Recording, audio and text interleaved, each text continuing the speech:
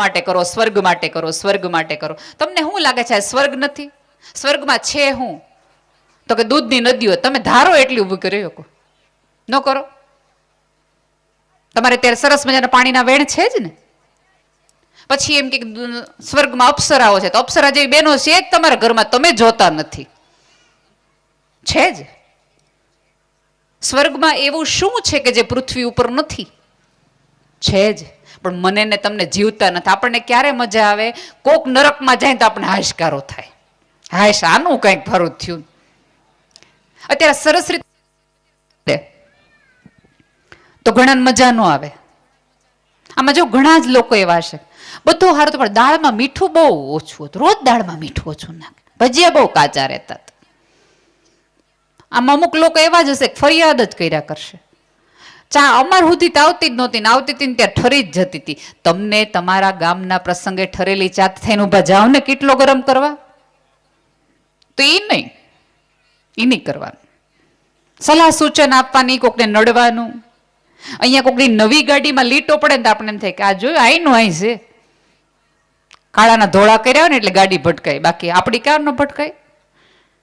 અહીંયા બેઠેલા તમામને વિનંતી છે, ગમે એવી ધર્મની વાતો કરો, ક્યારેય પૈસા માટે અને કમાવા માટે ન રાખતા. મોહ માયાની ગમે એટલી લોકો મોટી મોટી વાતો કરે, ગમે એવા મોટા મોટા સાધુ સંતો એમ તમને એમ કહે કે આ બધી મોહ છે ને માયા છે ને, કાંઈ નહીં. પૈસા હશે ને તો બે વસ્તુ કામ લાગશે, તો આવા ઉત્સવો કરી શકશો. બાકી તમે સ્લીપરમાં સેફટી પિન ફેરવીને ફરતા હું ગામનું તમે સારું કરી લેવાના હતા? હે? નવી પેઢીને સમજાવો કે પૈસા કમાશો, પૈસા બચાવશો તો બે પૈસે થશો, તો બે પગમાં પૂજાશો. તમને ખબર હશે, મને ખબર નથી તમારે ત્યાં કહેવત લેવાય છે કે નથી લેવાતી? નાણે નાથા લાલ વાળી કહેવત ખબર છે? તમને ખબર છે કહેવત કેવી રીતે પડી? એક ગામમાં એક નાથિયો કરીને ભાઈ હતા. કોઈ એને બોલાવે નહીં, કોઈ એને રાખે નહીં. અમથી અમથા એને કંઈ સામે મળે કોઈ એને કંઈ આમ રસ્તો ફેરવી નહીં. એક વખત એની ખેડતા ખેડતા એની જમીનની અંદરથી એક ચરુ નીકળ્યો, અને ચરુની અંદર અસંખ્ય રત્ન મોતી ને બહુ જ બધું પૈસાદાર થઈ ગયા. એ નાથિયા એમાંથી થોડું ઘણું વેચ્યું ને મોટી હવેલી કરી, નોકર ચાકર રાખ્યા ને એટલી બળદ સિલ્કની કફની પહેરીને સરસ બજીને હિંચકા ખાય અને આવતા જાતા ગામવાળાને જોયા રાખે.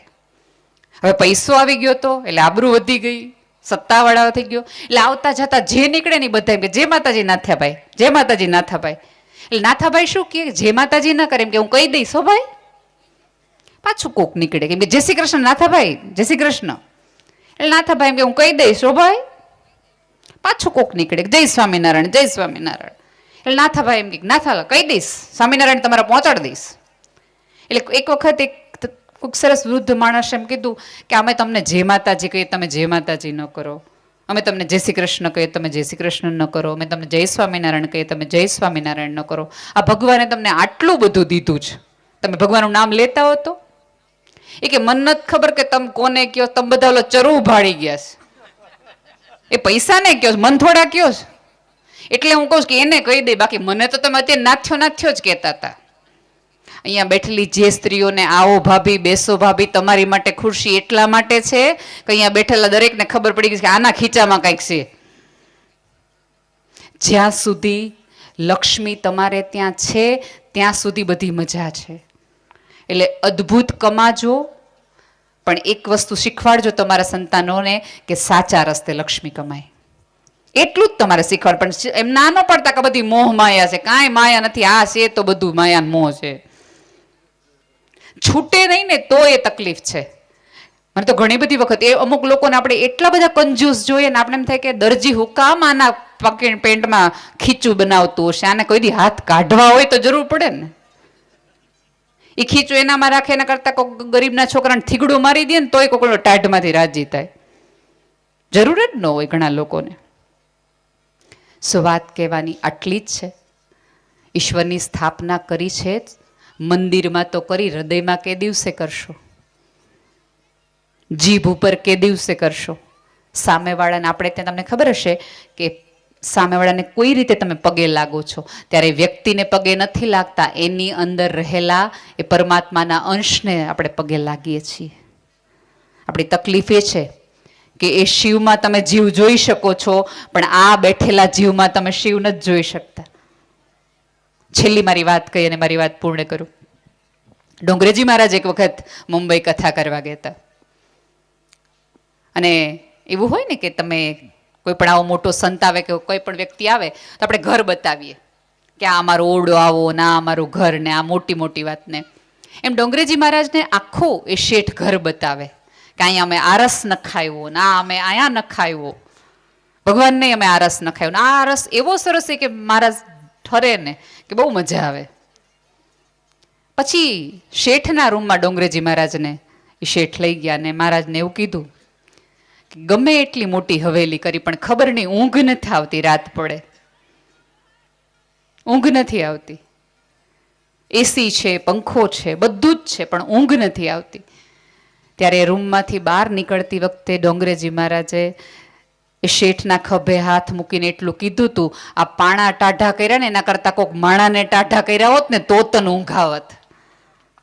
હા, કથા આટલી જ છે કે અહીંયા બેઠેલા કોઈ પણ વ્યક્તિ તૂટેલા હૃદયને તમારા શબ્દોથી જો એકાદ મલમ લાગી જાય, એકાદ લથડિયા લેતી વ્યક્તિને તમારો આધાર મળી જાય, કોઈક માણસને આત્મહત્યાનો વિચાર આવતો હોય ને તમારી આંખમાંથી એમ લાગે કે આ માણસ મને બચાવી શકશે, અને તમારા આંગણિયા પૂછીને કોઈક મદદ કરવા આવે ને એમ થાય તો દઈ દેવા જેવું હોય તો દઈ દેજો. અને એક વસ્તુ યાદ રાખજો, જેને તમે કરીશ ને સવાયો થઈને ઓલો કરે જ છે.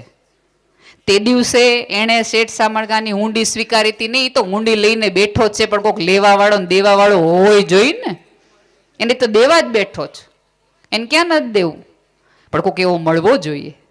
તો બસ કથા એટલી છે. અને હજી ફરી વાર કહું છું સ્ત્રીઓને કે જીભ ઉપર જેટલી કુમાશ રાખશો અને ભણશો તો જગતમાં આગળ વધશે. અને ભાઈઓને વિનંતી છે કે જેટલું સન્માન તમે ડુંગરાવાળીનું કરો છો એટલું જ સન્માન તમે ઉમરાવાળીનું કરશો ને તેદી તમારો મહાદેવે રાજી ને તેદી તમારી માતાજી રાજી. બાકી વાતોમાં જેટલી તમે દીકરીઓને વધાવો એટલી તમે પુત્રવધુઓને પણ વધાવો, એટલું જ એને સન્માન આપો તો આ જગતમાં આવતી દરેક દીકરી માટે એવું થશે કે નાના ભલે આવી. અને દીકરી વખતે જલેબી અને દીકરા વખતે તમે પેંડા વેચો, ત્યાંથી જ તમે ભેદભાવ જે શરૂ કરી દો છો, એ ભેદભાવ જ્યારે નાના પાયેથી તમે બદલાવાનો શરૂ, આખું ગામ નક્કી કરે કે વ્યસન નથી કરવું, પણ સાથે એ પણ નક્કી કરે કે આજ પછી જ્યારે પણ દીકરીઓ આવશે ત્યારે આજ ગામમાં પેંડા જ વેચાશે, જલેબી નહીં વેચાય. અને કાં દીકરા વખતે તમે જલેબી વેચવાનો રિવાજ કરી નાખો. હું ક્યાં કહું છું, બદલાવી નાખો ને બંને પક્ષે, બરાબર ને ભાઈ? આટલી વાત કરી, મારી વાતને પૂર્વ કરું છું. અને હું ઈચ્છું છું કે જે દેવને તમે આરાધ્યા છે એ દેવના અખંડ હાથ તમારા સૌ પર રહે એવી પરમ અસ્તિત્વને પ્રાર્થના. ધન્યવાદ.